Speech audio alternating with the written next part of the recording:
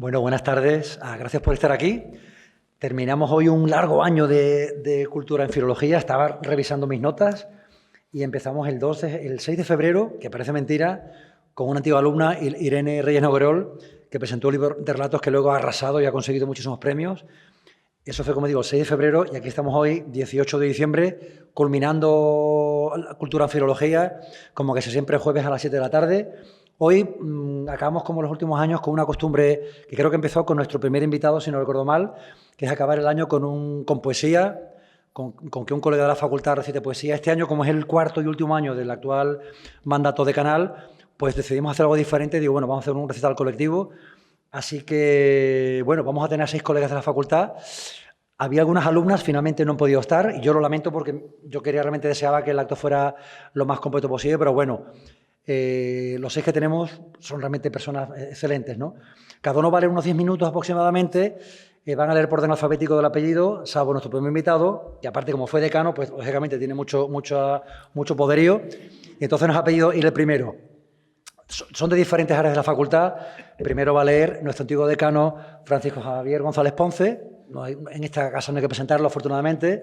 También ha leído poesía ya varias veces. Luego va a ir, él es del Departamento de Clásicas, luego va a ir del Departamento de Lengua Inglesa, el profesor Joaquín Fernández.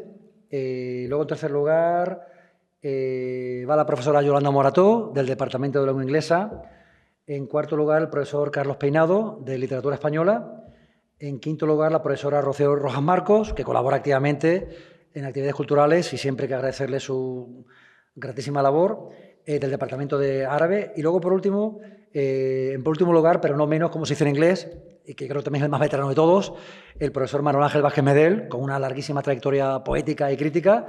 Y como digo, la idea es un poquito disfrutar, de celebrar el fin de año, las fiestas que se avecinan, compartiendo poesía, compartiendo un buen rato entre amigos y amigas. Así que yo ya termino mi intervención, que yo tengo poco que decir, y le cedo la palabra al primero de nuestros poetas, que es Francisco Javier González Ponce, reiterando las gracias por haber aceptado nuestra humilde invitación. Señor exdecano. Pues nada, muchas gracias. ¿Se oye? ¿Se oye ahora, verdad? Sí. Muchas gracias a Nacho y a Rocío por haber contado con mi humilde presencia hoy aquí.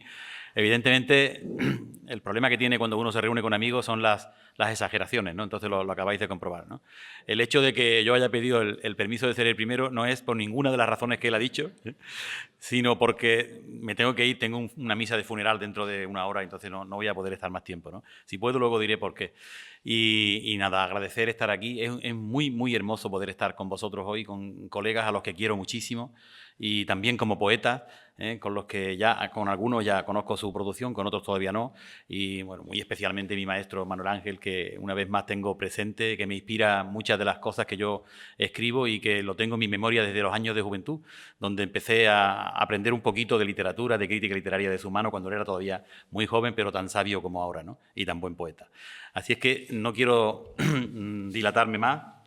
Voy a recitaros algunos poemas. Voy a leer primero un par de poemas, a ver si me da tiempo, que hablan de poetas, precisamente, y que hablan de poetas que están todos muy relacionados con la facultad. El primero habla de Federico García Lorca. Nos acercamos al 27, hace 2 días, creo que, o ayer me parece que fue, inauguramos un aula con el nombre de Generación del 27, y yo voy a leer, el primer poema que voy a leer en honor a Federico se llama Ese jazmín, y alguno de ustedes ya lo ha oído, de este poemario mío, Poemas de la distancia, del año pasado, que evoca el recuerdo de una de mis últimas visitas a la huerta de San Vicente, y ese sentido de querer buscarlo, de querer verlo, en esa ausencia presente, diría yo. El poema dice así: Ese jazmín que tuerce su cintura por el huérfano muro de tu alcoba, que aún se asoma a la reja de tu ventana muda y mendiga los guiños de tus ojos, a la sierra de plata y de tristeza que invadía tus entrañas filtrada entre sus hojas, ese quiero ser yo. Y quiero ser la loza que te diera alimento de sueños y de cantos, negro manjar de lutos, de relinchos nocturnos por los patios, de sábanas vacías, de sangre de jinetes y vientres ultrajados, de senos sin caricias, de insaciables sollozos en silencio. Yo quiero ser el nácar que todavía presume la batida de tus dedos de orfebre, de los sones más gráciles que almibarar pudieron tu garganta. Quiero ser el alféizar donde el jilguero llora la sombra de tus pasos, tu partida sin vuelta entre los árboles. Yo quiero ser el folio que dormita en el fondo olvidado de tu escritorio muerto, con huellas presagiadas de camborios y lágrimas ya secas de lagartos. Y quiero ser los brazos de la hamaca que te meció callada, sin prisas, ni inquietud, ni sobresaltos, la tarde que vinieron. Quiero ser el espejo que te viste, y el salón que te tuvo, y la araña del techo que miraste en noches de desvelos. Quiero ser esa colcha que bordaran las manos más amadas que gozaron tus manos. Y quiero ser por último tu lecho, donde imagino a agosto, siempre el balcón abierto, bañar de luz tu cuerpo y tu sonrisa, antes de la llegada de las primeras sombras que enlutaron los cielos. Este es el primer poema en honor de Federico que quería leerlos, y voy a continuar con otro poema. Este me parece que no lo he recitado nunca, que también está muy ligado, Nacho lo conoce muy bien, está muy ligado a esta facultad porque está dedicado a una poeta que bien conocéis, que es a Isabel Escudero, que fue compañera de Agustín García Calvo y que nos acompañó aquel día en que le hicimos el homenaje a Agustín García Calvo nombrando un aula con su nombre. Ella estuvo, yo la conocí en ese momento, me regaló su obra, su chispa, vi una mujer ya mayor pero llena de luz, llena de vida, llena de juventud, de ideas, de ilusiones y sobre todo llena del alma del pueblo, del corazón del pueblo. Y dice: a la poeta Isabel Escudero, recientemente ida en el recuerdo de una hermosa tarde sevillana. El poema dice así: tarde viniste a mí en calma y entregada, como bocana abierta de aquel río que rinde a las orillas de los años el nervio de sus húmedas mesnadas. Tarde viniste, tarde, cargada de tus versos, con tus brazos de amante derrotados, con lejano rumor de la serena prendido en lo más hondo de tu aliento. Tarde, tarde viniste a la tarde del sueño, cansada y extrañada y confiada y confundida, y poetisa y abuela y libertaria bajo el sol del otoño sevillano. Tarde, tarde viniste, y aquí nos encontramos en el cadalso gris de las ideas, en la fosa del hombre sin los hombres, en las átonas sábanas sílabas del tedio. Viniste aquella tarde bañada de folclore, cargada de razones y canciones, sin un dueño, ni un nombre, ni mayúsculas, solo tu voz prendida de alfileres. Eras puro desorden, desdén aquella tarde, entrecortada voz, cabello desgreñado, atuendo de estudiante en barricada, paso quedo, caudal seco, tus ojos. Cantaba tu silencio, cantaba aquella tarde la descarnada voz de tus secretos, que nunca oyó gramática ni reglas, ni léxico ni glosa domeñaron. Buscaste aquella tarde los ecos del maestro, sus últimas sentencias silenciadas, que celaban los arcos y las piedras que otra tarde lo oyeron y guardaron. Sé que vendrás de nuevo un mar en flor tus ojos, y me traerás de nuevo entre tus manos la fresca voz del pueblo que musita a golpe de verdades su fracaso. Sé que vendrás sin prisa y me traerás entonces, en víspera del sueño que nos sueña, la eterna juventud de tu palabra, la inmarcesible luz de tus verdades.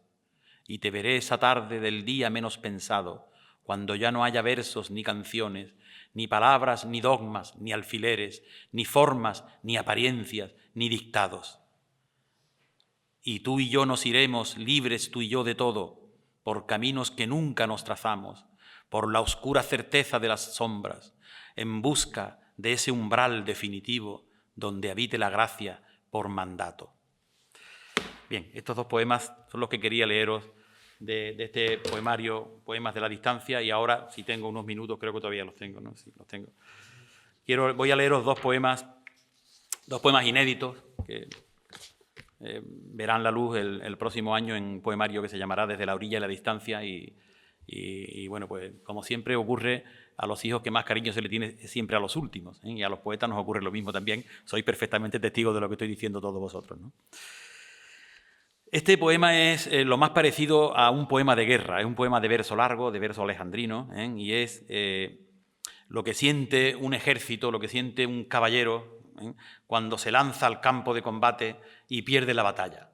Entonces es ese sentido agridulce ante la derrota, una derrota que sin embargo no ha conseguido calmar las ansias del caballero, del combatiente, que está siempre dispuesto a volver a salir al campo, porque las armas, una vez desenfundadas, ya no pueden volver otra vez a su carcaj. Entonces dice, no se quiebran las ansias, y está dedicado a todos aquellos a quienes solo les queda el destino de la lucha infinita. Es muy reciente, es de noviembre de este año, y el poema dice así. No se quiebran las ansias por una noche oscura, no se mueren los sueños por un sol que no salga, no se silencia el verbo preñado de verdades, por mucho que una espina no seque la garganta. No hay grilletes que opriman el nervio de los ríos, no hay bridas que refrenen la fibra de sus aguas. Jamás pueden los miedos vencer a los valientes, nunca los arrojados perdieron sus batallas. No se ciegan los ojos que intuyen resplandores, aunque a veces la sombra confunda su mirada. No hay paso atrás ni duda cuando el corcel relincha, cuando hierra los aires el filo de la espada. Apretados los dientes, cerradas las fisuras, cauterizadas duermen en duelo nuestras llagas. No hay retorno ni huida, hierve en el pecho herido la memoria de un beso que se llevó la nada. No se quiebran las rocas con un solo batido, no se entoldan los bosques con una sola rama. Trepan ya por los aires los hijos de los sueños, que ahora pacen silencio, mas gritarán mañana. Echada está la suerte, corridos los cerrojos, agitados los vientos, la decisión sembrada. No hay regreso posible, se ha borrado el camino que devuelve a su lecho los silos de la audacia. No se quiebran las ansias por una noche muerta, por una noche oscura sin soles ni alboradas. Voy a concluir este pequeño recital que comparto con todos vosotros con lo último que escribí de hace unos días, 3 de diciembre, y es muy emotivo porque tiene mucho que ver con lo que no permite quedarme hasta el final, y es que es la muerte de una persona muy querida, de una mujer a la que hemos querido mucho en mi casa, que se nos fue el día 1. Yo me enteré cruelmente tarde, como ocurre en esta vida de tanta precipitación. No pude despedirme de ella, hacía incluso años que yo no la veía, solo nos hablábamos por teléfono, y curiosamente nos hablábamos siempre el día 3 de diciembre por mi onomástica. Entonces este 3 de diciembre yo me enteré, curiosamente, por una esquela en el mortuoria, ¿no? Entonces se titula Sé que tú me llamabas, y es una especie de despedida póstuma de esta mujer, de esta persona a la que hemos querido tanto, ¿no? Llanto por la pérdida de María Dolores, a la que hemos querido mucho. Dice así. Sé que tú me llamabas cada 3 de diciembre y hablábamos de sueños, y los dos repasábamos los cielos, los dos como uno mismo, tú mujer de desprecio y soledades, y yo pieza perdida y repudiada en un jardín sin soles, ni luz, ni primaveras. Era cuando dejaste, rendidos y olvidados, todos los viejos libros de tus dotes, cuando te abandonaste sin recelo a los brazos abiertos, que son, por fin, ya tuyos, que tuyos se han abierto para siempre, que nunca te dudaron ni nunca hicieron cuenta de tus pagos. Te has ido como el aire, como el agua licuada entre mis dedos, te has ido en tu silencio y en tus intimidades. No tuve ni siquiera un momento a tu lado en tu partida para decirte que el enemigo acecha, incluso en tus certezas y en tus seguridades. Lloro tanto tus ecos este 3 de diciembre, cuya noche te tiene. Pero no hay más, no importa, nada importa. Es el amor quien dice y quien decide. Ese amor que vivimos los dos miles de veces, ese amor del que hablamos cada 3 de diciembre. Hoy es 3 de diciembre, de nuevo, y tú te has ido, cuando duermen los sueños de tus campos. Hoy has dejado todo, tus rosarios, tus miedos infinitos. Hoy es 3 de diciembre, 3 de nuevo, y te has ido, y sé que allí me esperas, en la casa que has abierto, estoy seguro, de par en par, sin sombras. Hoy es 3 de diciembre y tú te has ido. Pues nada más, muchas gracias.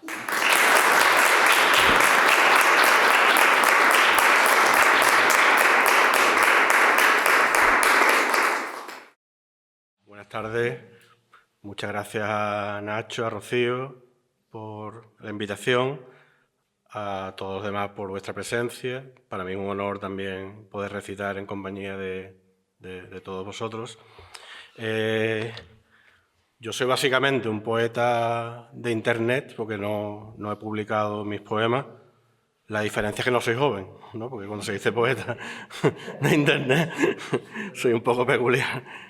Y nada, yo utilizo la poesía un poco para relacionarme con el mundo, con las cosas que me gustan, una fotografía, un paseo, una exposición en un museo. No tengo un orden, tengo libertad. He intentado coger una serie de poemas cortos, pero para que abarquen un espectro suficiente.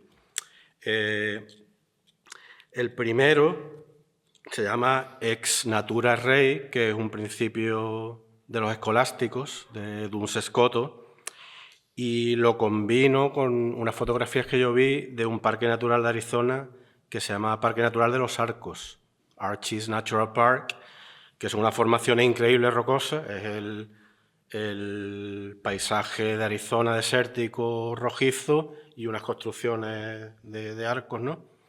Incluso estuve leyendo en una página web, decía que Dios era un cantero y este parque era como su taller de trabajo. Pues el poema vino inspirado por ahí. Ex natura rei. Jadea la tarde en roca que arde. La vida es sueño mineral, vencido en frío, aire y tiempo. La pasión, dos cauces mordiendo las fauces del cielo. Y tú, silencio, Alicia en el país de los arcos de piedra. El siguiente se llama Argo. Todo nace de una tarde de agosto paseando por la playa de las Piletas de San Lucas de Barrameda. Quien haya estado allí sabe que la bajamar forma unas ondulaciones en la arena, parece como un grill, digamos, ¿no? Y bueno, todo el tema de Caballero Bonal, que yo lo he leído mucho, la Argónida, Argos, que era el navío de Jasón y los argonautas, ¿no? Iban buscando bellacina de oro.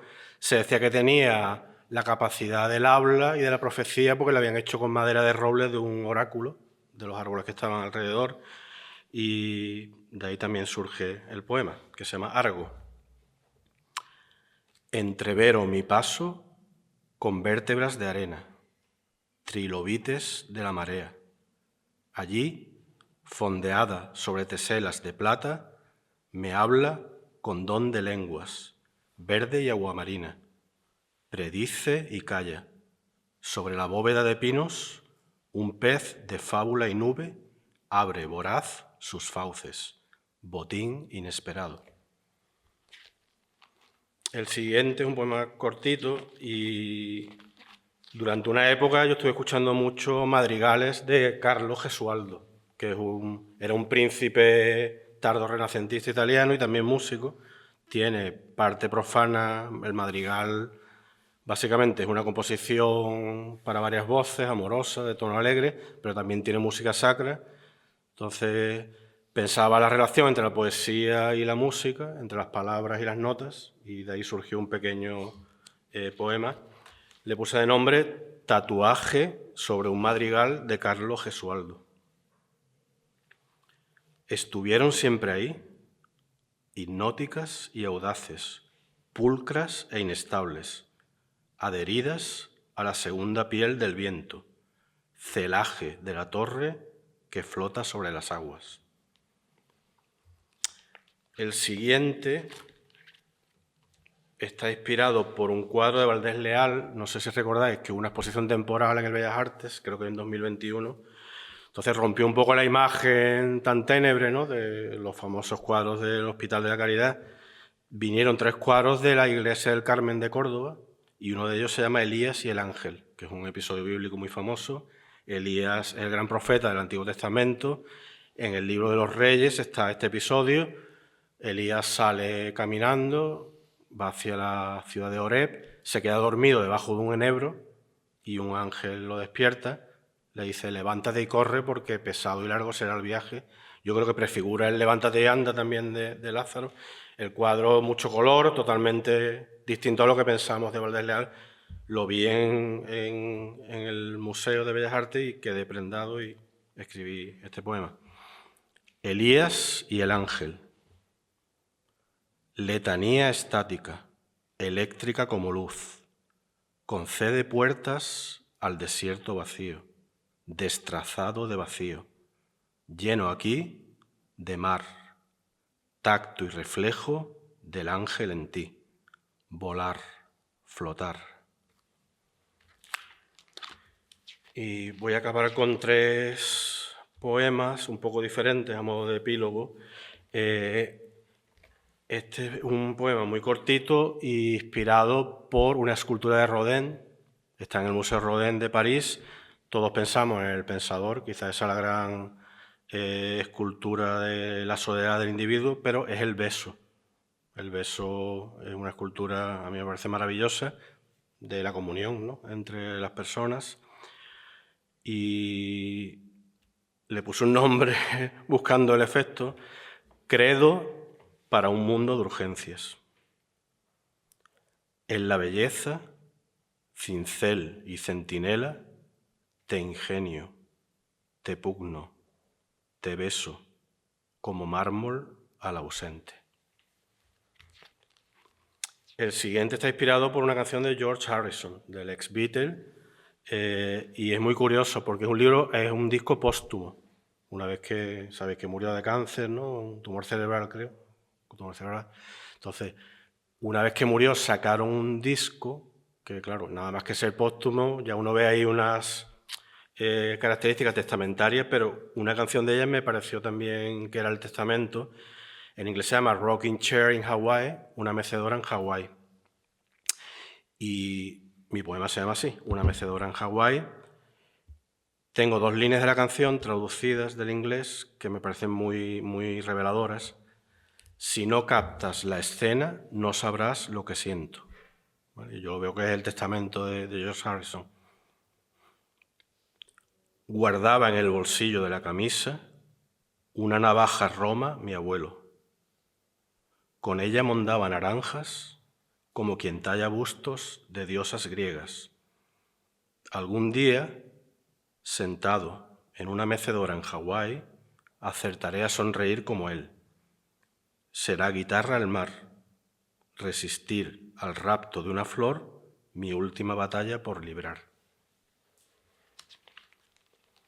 Y ya para acabar, también un pequeño poema, digamos, una muestra de todo lo holístico, totalizante, globalizador que puede tener la poesía, que con pocas palabras a veces puede significar mucho. Yo se lo dedico al mundo, así en general, ¿no?, y lo he llamado El Gran Mundo. Ese será el último poema que leo. El Gran Mundo. ¿Cuánta luz cabe en ti? ¿Tanta como en tu nombre? Tientos de sol ciego, alas de luciérnaga, oscuro rapto del cristal. La noche suelta ya sus lazos al gran mundo. Flotan en él efigies y ciernes. Aloja tu pelo, arcano y credo. Muchas gracias.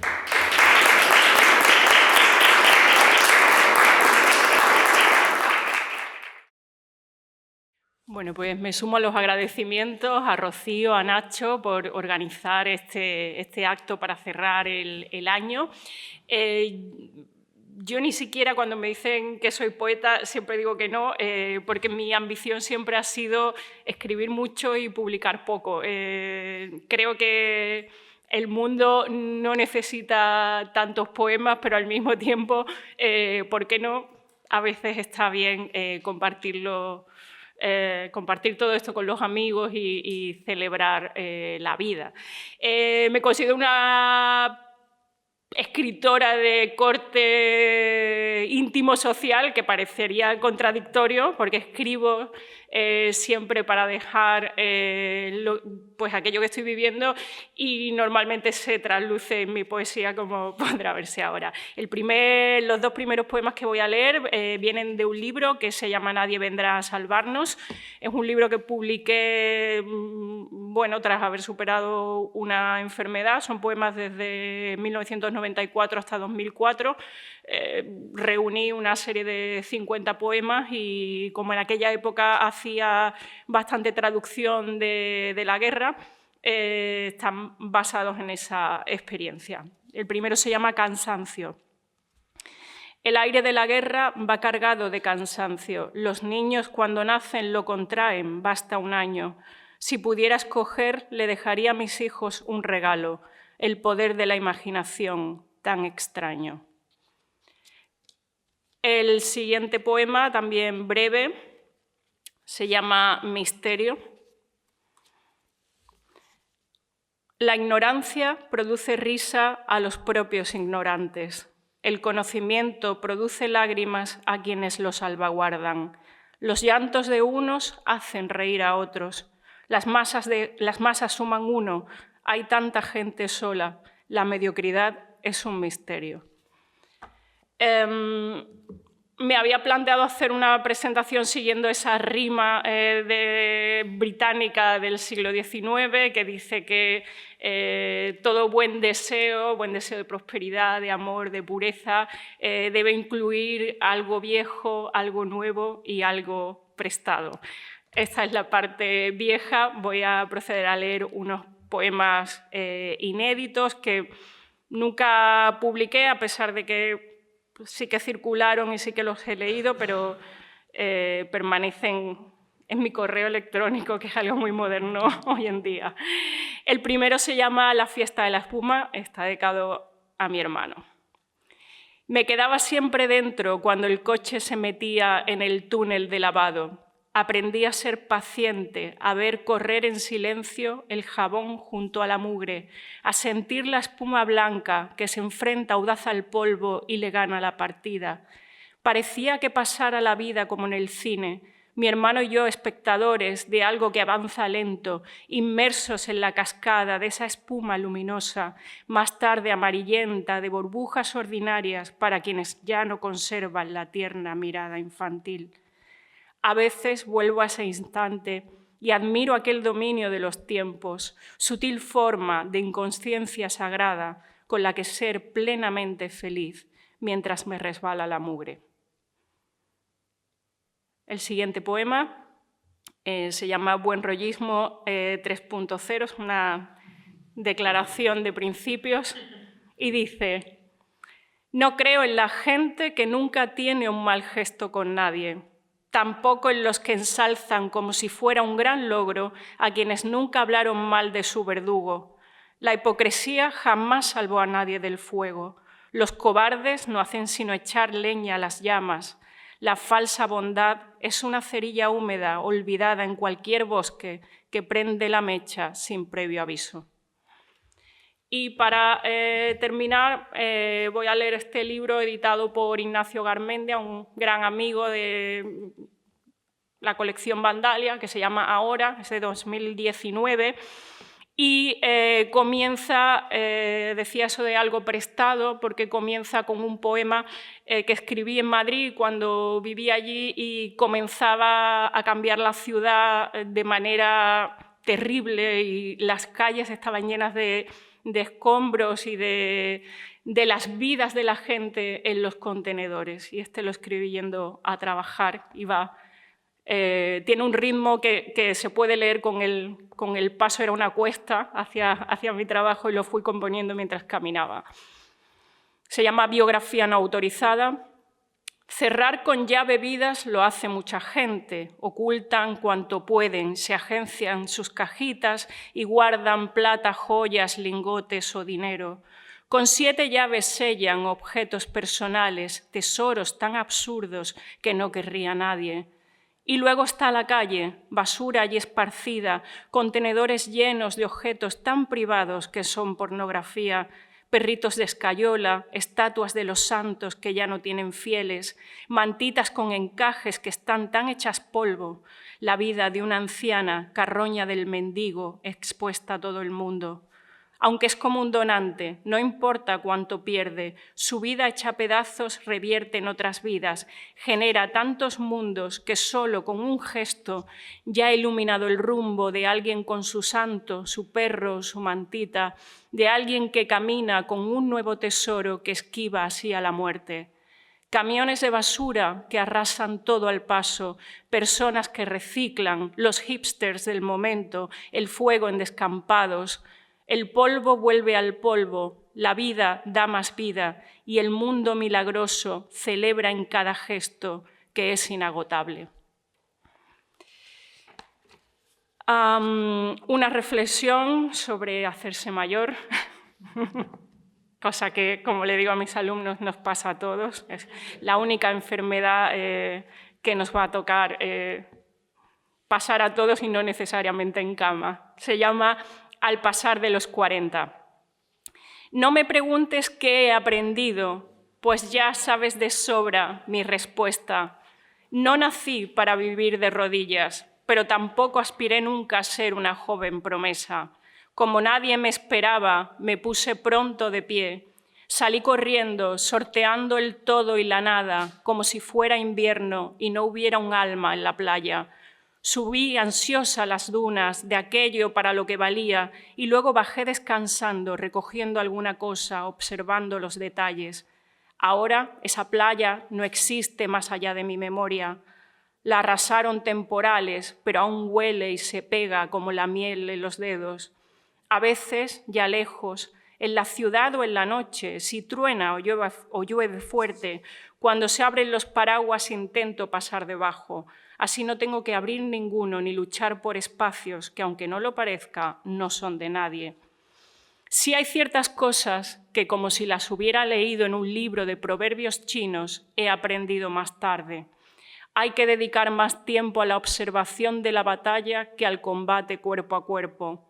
Es mejor estudiar a tu enemigo que descubrirlo en el ataque. El silencio es mucho más fuerte que cualquier cascada de frases. Quien sepa ignorar la insolencia podrá cosechar equilibrio. Ya ves, la mano que te lleva dócilmente a la vejez se esfuerza en sosegarte y te enseña, si atiendes y te afanas, si quieres y te dejas, a mantenerte viva.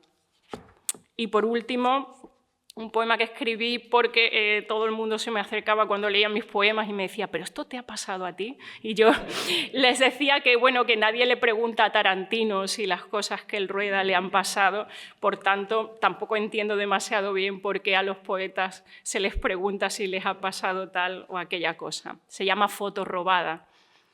Escribes 20 estampas y alguien se te acerca y te pregunta si es tu historia.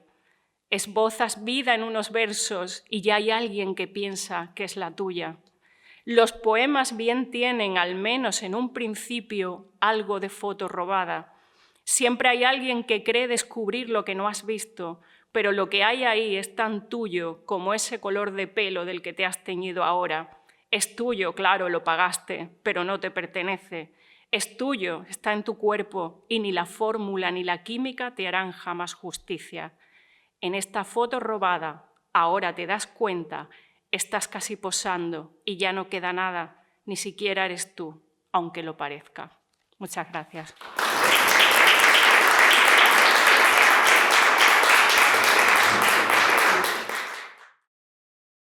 Buenas tardes, agradezco, como no podía hacer de otro modo, a Nacho Guijarro y a Rocío la amable invitación a participar de este recital con el que se concluye el año. Bien, y también muchas gracias a todos los presentes por estar aquí, cuando ya estamos tan agotados de cuatrimestre y arrastrándonos para llegar a la tarde de mañana. Bien, cuando me cursó la invitación Nacho, pues no sabía ni qué hacer ni qué decir, ni qué traer.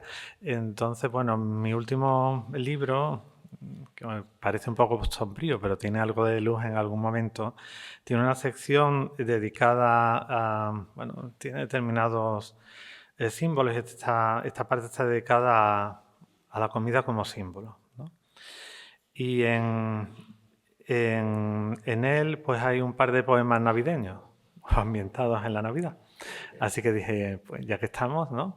Y luego por en medio le meto otro un poco menos navideño y así ya queda la sesión. Así que pues voy a leer 3 poemas. Los poemas del libro no llevan título, pero sí que pertenecen, por decirlo así, a un orden, ¿no? Es decir, están escritos en series que se van repitiendo y, como se decía antiguamente, el cosmos, ¿no? Era el punto en el orden que recibe en una determinada composición alegórica.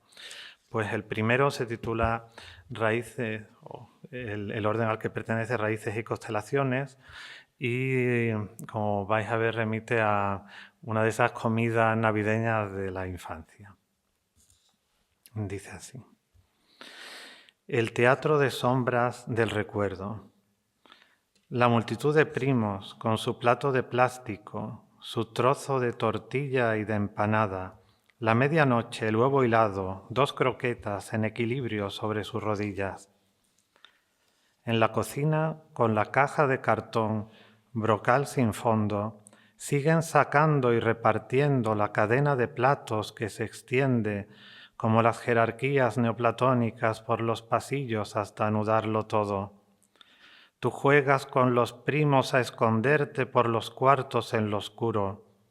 Mueble macizo de caoba, hecho para durar eternamente, candelabros, la reliquia del santo en su marquito de plata y las imágenes que surgen de lo oculto.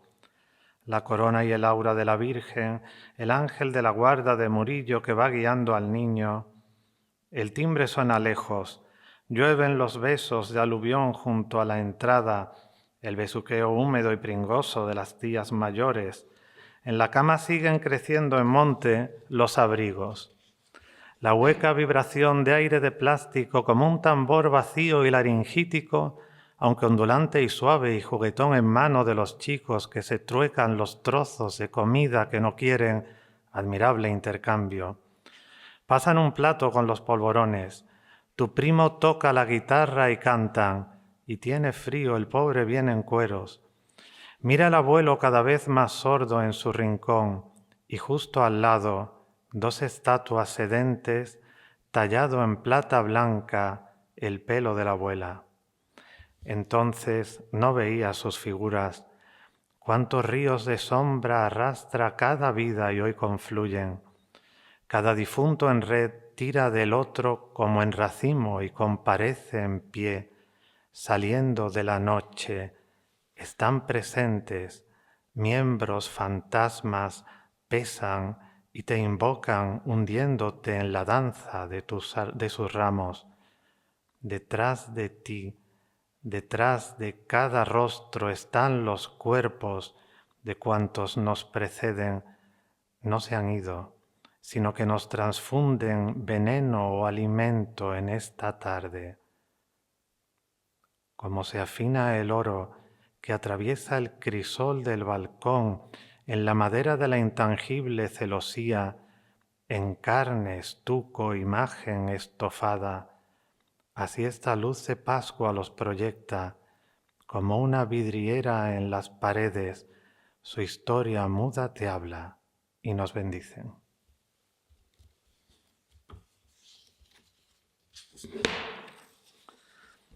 Bueno, el segundo, que lo traigo impreso porque al leerlo vi una palabra que no me gustaba y dije, habrá que corregirlo. Pues hablando de cómo las relaciones a veces pueden ser como la comida, en la que unos fagocitan a otros y se producen pues uniones curiosas, ¿no? Este pertenece a ese orden que le titulo Mitraeum, basado en los mitreos, ¿no?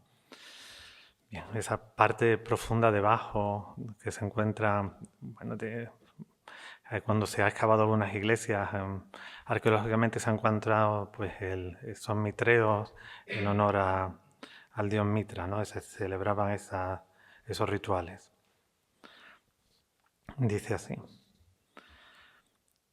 este fango en el que hundimos nuestras garras, este légamo, tu amniótico meconio, la grasienta melaza o chapapote, su placenta, de la que nos nutrimos, nos envuelve, mientras que en el abrazo nuestra piel a tiras o dentelladas va cayendo.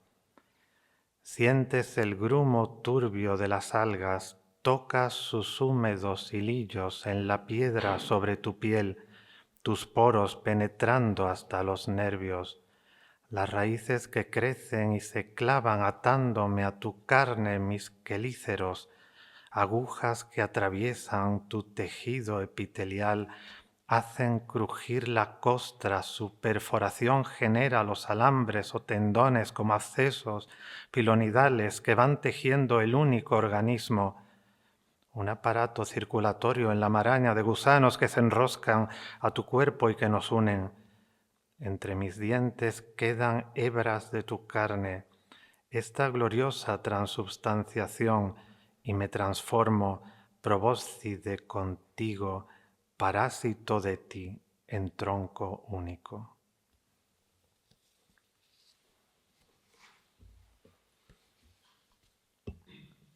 Bueno, y termino con este, que es una plegaria, como veréis, y dedicada a otra de las fiestas navideñas que se acercan.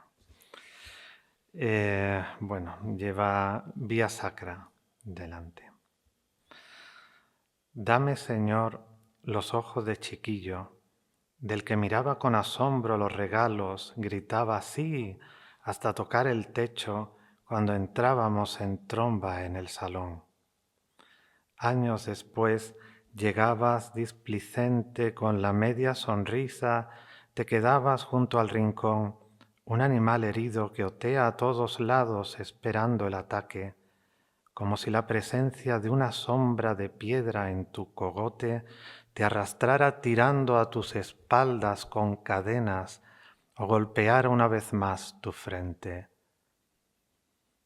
Contemplas hoy tu historia al ver tus hijos, saltando dos, el otro retraído entre el barullo, cuando están a un instante de abandonar su infancia, no hay marcha atrás posible y retrocedes tan dolorosamente ante ese abismo que quisieras quitarles de delante, aunque comprendes que no hay otra salida.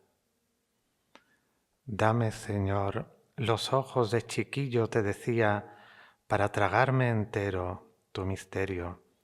Y ahora salgo.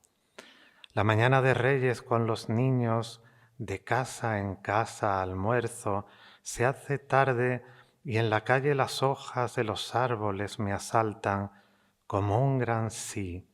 Se meten por los ojos mientras brilla, recién lavado y frío ese lucero que anticipa otra noche y no conoce ocaso. Me unge y me saluda aquella rama que en la brisa desciende sobre mí, qué poco queda, como un regalo inmenso. Gracias.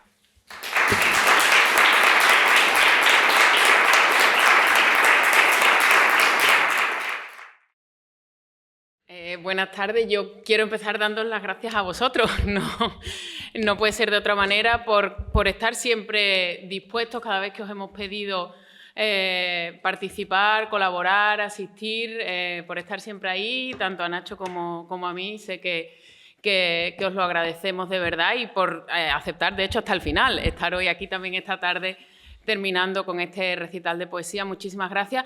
Y además me estaba ahora pensando, mientras os escuchaba y calculaba cuándo me tocaba, que me hace además mucha ilusión el turno en que me ha tocado entre Carlos y Manuel Ángel, que fueron mis dos profesores de poesía y a través de los que yo empecé a escribir desde otra mirada, con otro punto de vista y sin la improvisación y la ingenuidad de la poesía sin un estudio. Por tanto, bueno, me ha tocado en medio y me encanta estar aquí con vosotros hoy. Yo voy a leer de mi último libro, como decía antes Paco, que se ha ido, al niño pequeño se le quiere más, por lo menos al principio, ¿no? Y bueno, me he traído Solo Miedo, acaba de salir el 26 de noviembre, se publicó en la misma colección a la que antes se refería Yolanda, ¿verdad?, publicada por Ignacio Garmendia, y bueno, estoy realmente entusiasmada con poder estar en esta colección y tener un libro aquí. Este poemario tiene 2 partes, una formada por 4 poemas muy largos, voy a leer algunos fragmentos y luego una última parte de haikus, de los que leeré alguno para terminar.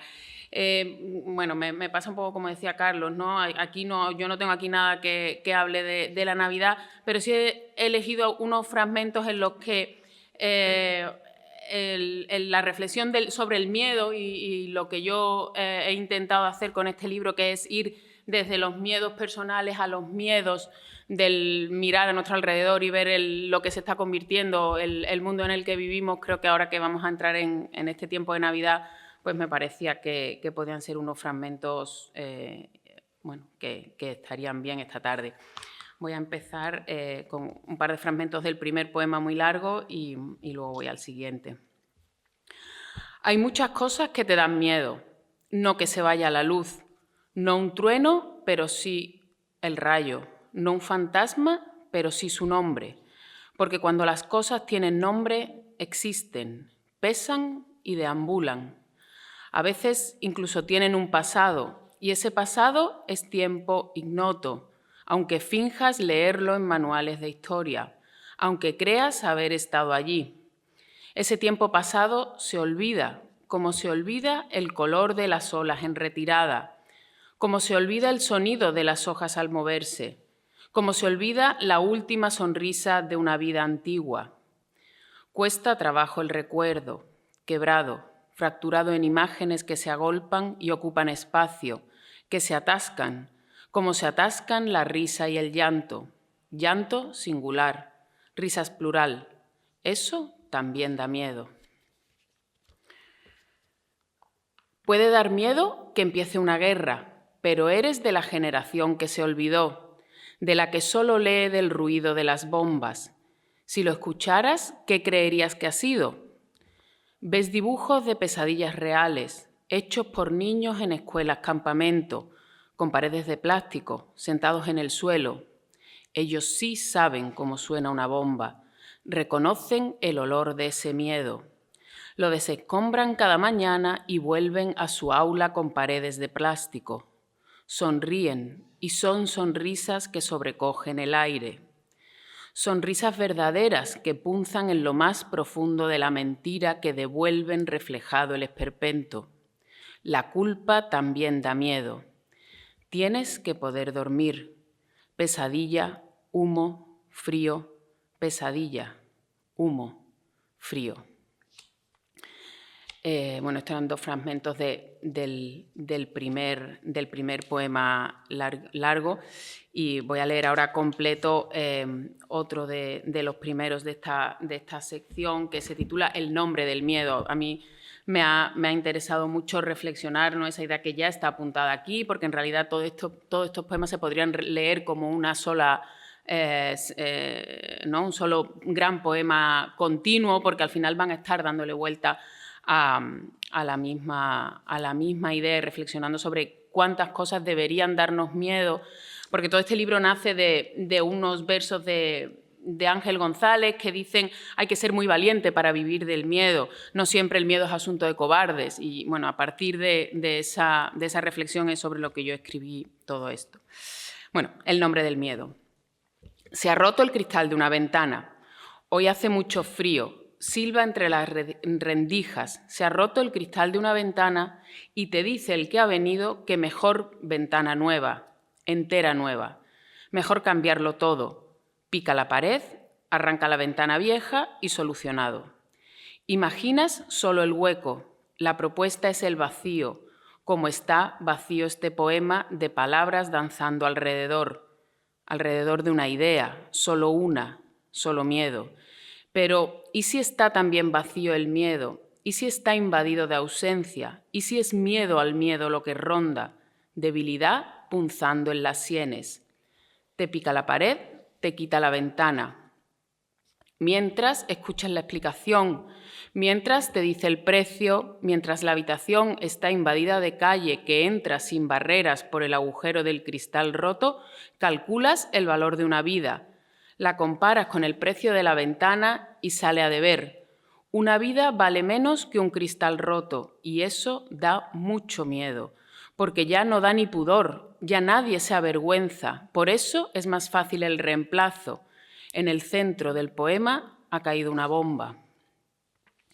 Vas circulando por tus pensamientos, dividiendo el tiempo en pasos.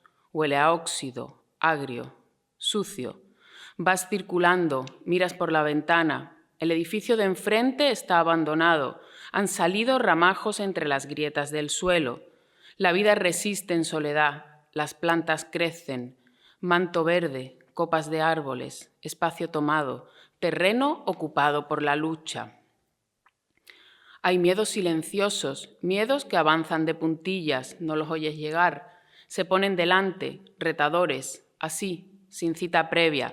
Miran el reloj, calculan el tiempo que tienen y te van invadiendo. Entonces las horas son diferentes. Es entonces cuando sin luz, sin injerencia externa, las horas son diferentes, como sin peso, livianas, líquidas, casi dulces, se ahilan despacio, sin el ruido sucio del monstruo que tú intentas eliminar. Ya lo ha dicho la madre de Frankenstein. Casi siempre lo que da más miedo no son los monstruos, y ella lo sabe bien, sino la culpa que crece y crece. Sino la culpa, tal vez la culpa, seguro la culpa, sentada delante, ahogando palabras, apretándote fuerte la garganta, sino la culpa que crece y crece. A lo mejor por eso escribes, para perder este miedo informe. Las palabras nombran, las palabras alejan los silencios, los ocupan. Las palabras susurradas también paren la realidad, y de sus trazos sobre el papel y de sus vibraciones al pronunciarlas, se llega escarbando hacia lo más profundo, para ponerle nombre al miedo, para ponerle nombre, para ponerle nombre al miedo. Y me da tiempo a algunos haikus, he seleccionado algunos y ya con esto termino. Estos haikus los escribí a la vez que todos los poemas anteriores. Yo los fui intercalando, por eso al final, pues, si volviese a meterlos donde fueron siendo escritos, encajarían casi como resumen de todos los fragmentos anteriores. Por eso están casi en espejo, diríamos, ¿no? Suenan cristales, realidad difusa, ruptura azul. Gotea un grifo, se vacía el pantano, llenaste un vaso. La luz se quiebra cuando llueve, si llueve, todo se ahoga. Querías fuego para barrer cenizas, solo hubo escarcha. Sonríes, miras, si dispara la cámara, sales temblando. Barres cristales, añicos del espejo, puntos de luz. Vuelan los pájaros igual que almas errantes, se mueve el aire. Flores silvestres, susurras el poema, huele a jazmín. Ensayo y error, toda la vida igual, la oscuridad. Salto al vacío, escribes unos versos, vuelta a empezar. Y termino ya con el último, que es el último del libro, es el poema que cierra. Llega la barca, no tienes las monedas en los bolsillos. Muchas gracias.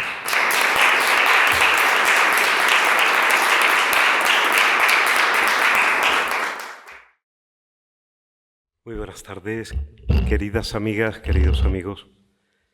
También comienzo con la expresión de mi más absoluta y sincera gratitud a Nacho, a Rocío, por ofrecernos esta posibilidad de que compartamos un rato de vida a través de la palabra, diálogos, que podamos intentar cumplir esa aspiración que decía nuestro querido Vicente Aleixandre, que nació a 100 metros de aquí, que toda persona que aspira a ser poeta, que debe ser más una aspiración casi que un logro, como habéis dicho muy bien, lo único que quiere es que su palabra resuene en unos cuantos corazones fraternos, ¿no? Me parece muy bonita esa idea. Quiero agradecer también a quienes me han antecedido, porque les puedo asegurar, y sin retórica, que en mi corazón que he sentido fraterno sí han resonado sus palabras, me han hecho pensar y me han hecho sentir. La verdad es que no sabía muy bien qué les iba a leer, quería ver también en relación con lo que se planteara, qué les ofrecía, y voy a seguir los sabios consejos de Yolanda, con la que coincido en muchas de las cosas que ha dicho, ¿no? Al fin y al cabo, cuando miro hacia atrás, mi vida ha sido escribir mucho y publicar muy poco. Tampoco que ahora, al final, en este último recodo del camino, intento recuperar todo eso que escribí. De hecho, Palabra que amanece será la recopilación de lo que quede de los pecios, como los llamaría mi admirado Sánchez Ferlosio, de aquellos primeros 20 años de aprendizaje poético entre el 73 y el 93, que apareció mi primer libro titulado Pájaro de la noche.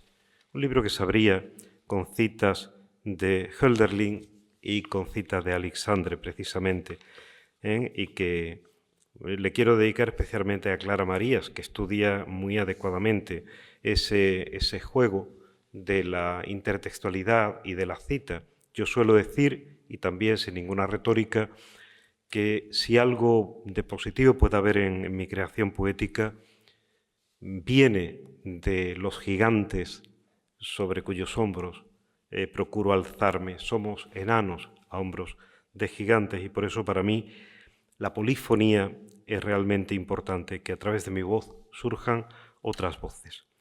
Y algo que también es importante y es la relación de mi creación poética con la música. De hecho, les confieso que parte de esta lectura va a estar motivada por uno de los mayores regalos que me han hecho en este año 25, los poemas musicados por Leonardo Alanís y por Jesús Albarrán. Hubiera sido más bonito oírlos en su voz que en la mía y con la música que tan acertadamente pusieron. Pero para que tengan una idea de eso viejo que decía Yolanda, al menos más antiguo, de mi primer libro Pájaro de la noche les voy a leer el primer poema publicado, que lleva por título Solo el que conoce la nostalgia, y como subtítulo Oyendo a Tchaikovsky, Opus 6, número 6. Solo el que conoce la nostalgia alza en sus manos los secretos del tiempo. Su pupila abarca el universo y cobija en sus manos una brizna del fuego de los dioses. Camina por íntimos corredores y retorna al origen. Nos devuelve la imagen de milenios de historia preterida. Solo el que conoce la nostalgia acaricia y conforta sin que sus dedos rocen, ve sin mirar, y su mirada nos descubre los arcanos de la vida. Habla sin voz y sin palabras, su silencio nos lo revela todo. Escucha en el vacío y hace surgir la luz del fracaso o la duda. Solo el que conoce la nostalgia siente el calor del hielo, la ternura del mármol, la vida de una piedra, la sequedad del agua, el goce de una herida, la inquietud del reposo, la sabiduría de los necios, la frescura de páramos desiertos, la desazón que la amistad nos deja. Solo el que conoce la nostalgia decide suicidarse 3 veces cada día y sin embargo vive. Es un poema en el que el final me impresionó tanto una vez que lo había escrito que lo pensé quitar y luego descubrí que no, que era la primera y más rotunda afirmación en mi poesía de la vida y de la esperanza. Aunque uno esté mal, aunque uno dijera me gustaría desaparecer, sin embargo, vivimos. Y me gustaría subrayar esa conexión entre poesía y vida. También, de nuevo, mi querido y admirado Alexandre, no en vano dediqué mi investigación de titularidad, en gran parte inédita, también me gustaría sacarla, sobre la última estación poética de Vicente Aleixandre, ¿no? Y también como Vicente Aleixandre, creo que la palabra poética debe intentar entrar en el terreno de lo inefable. Un Aleixandre que por otra parte, y lo vimos en el reciente encuentro que coordinó Carlos Peinado Elliot, Poética de la Trascendencia, ¿no?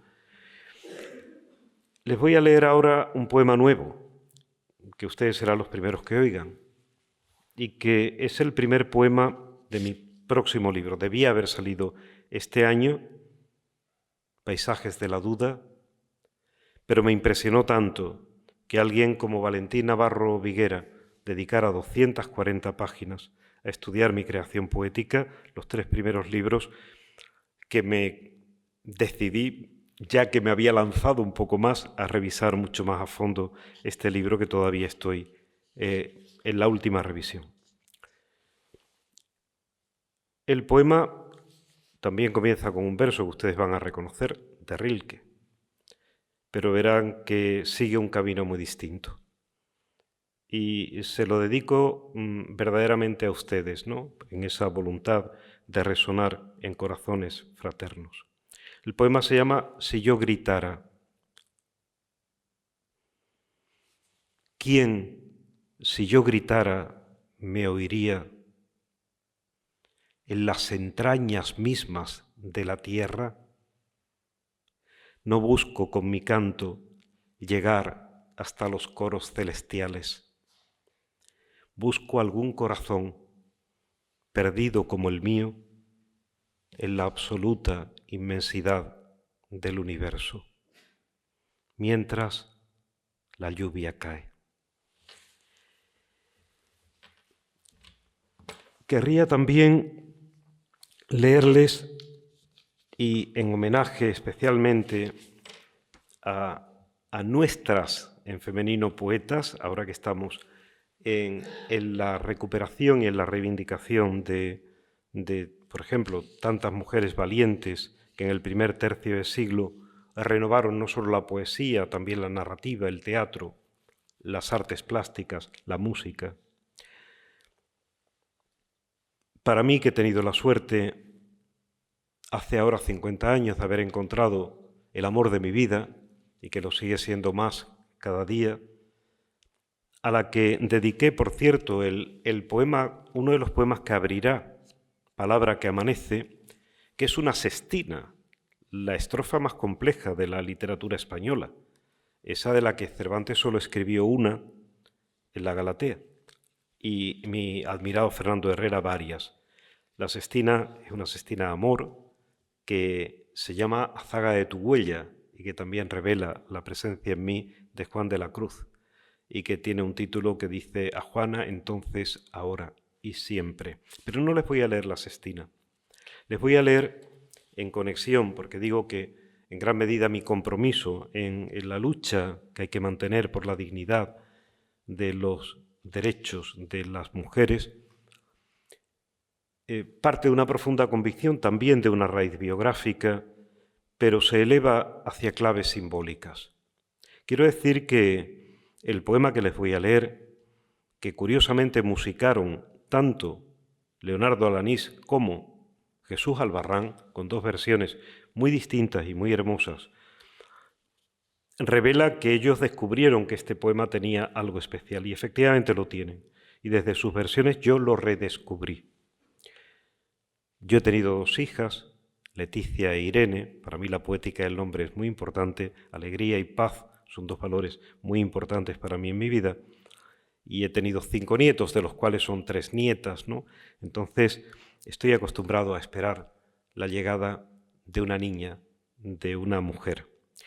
Pero aquí en este caso tiene un profundo valor simbólico, porque es el convencimiento de que del laberinto en el que nos encontramos borgianamente, dirigí una tesis al gran Adrián Huici sobre el mito clásico en la obra de Borges, centrada en el laberinto, pero solo nos podrá salvar el hilo de Ariadna.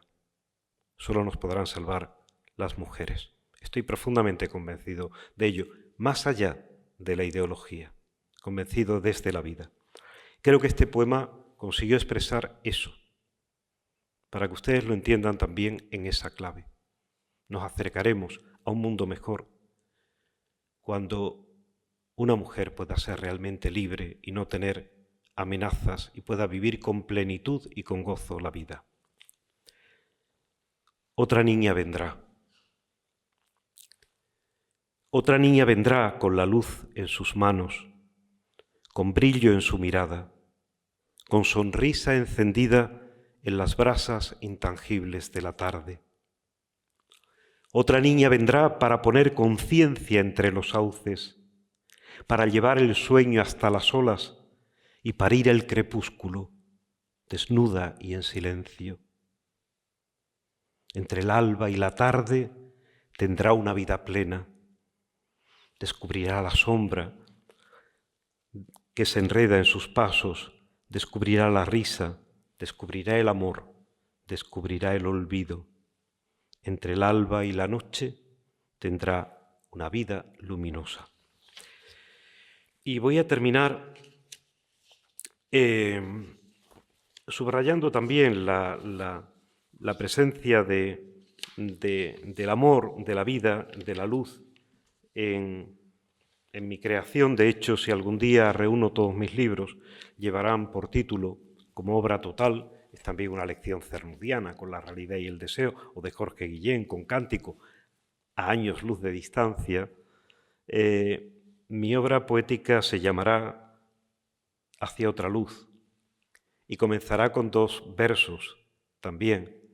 Antonio Machado: hacia otra luz más pura partió el hermano de la luz del alba. Y mi querido y admirado Antonio Carvajal: la luz no guarda luto por quien la amó en el arte y en la vida. Por tanto, voy a terminar con la que también, curiosamente, fue el segundo poema que musicaron simultáneamente Leonardo Alanís y mi queridísimo Jesús Albarrán. Porque ellos pensaban, y estaban en lo cierto, que es mi poética. Y también va a terminar con un buen deseo, y con ello, como además a mí me toca concluir, pues concluimos la tarde. Turris fortissima. Lleva 2 citas de mi compañero de COU, el poeta Juan Cobos Wilkins, el título de una de sus obras, El mundo se derrumba y tú escribes poemas.